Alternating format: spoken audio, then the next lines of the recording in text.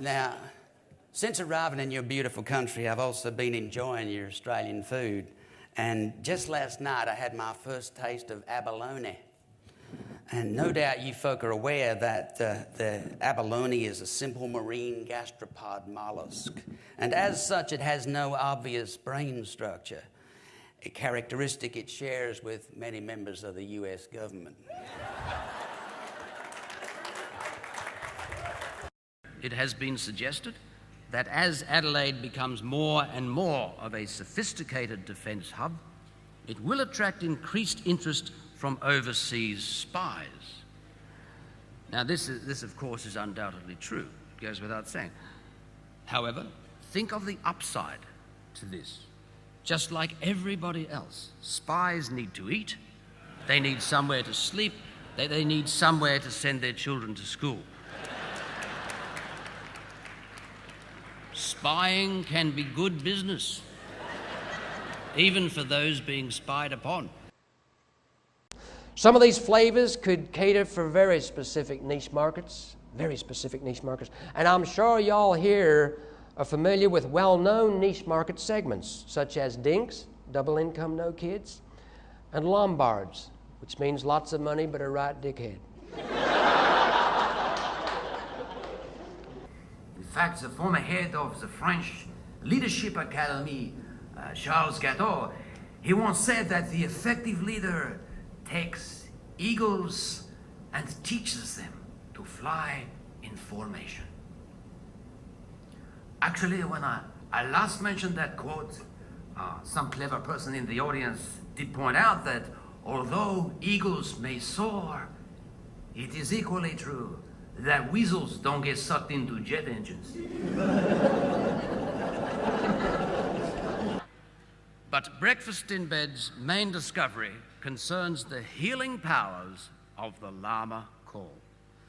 And just in case a potentially life-threatening disease is lurking inside any of you good people in our audience this evening, I would now like to demonstrate the llama call so that you too may benefit from its power.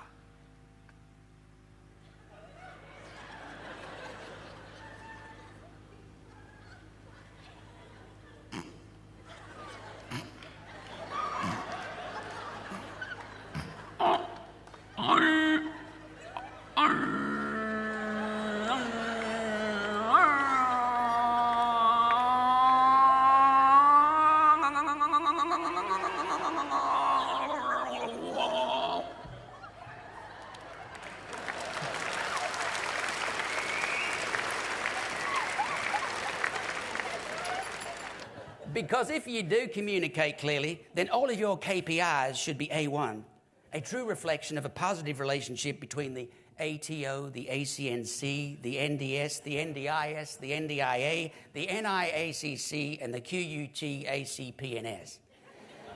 And if you know more than SFA about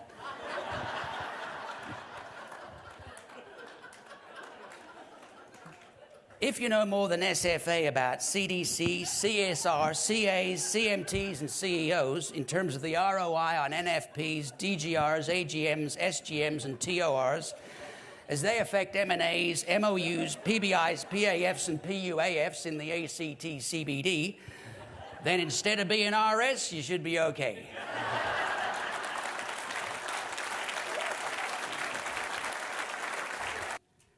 Actually, during a gender issues workshop that I was running in the Deep South, one guy suddenly jumped up and spoke.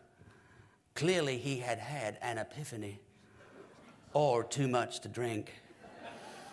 And what he said went something like this. He said, "I have seen the light. We men are partly responsible for global problems. We have sinned and we must repent. And we must fix those global problems.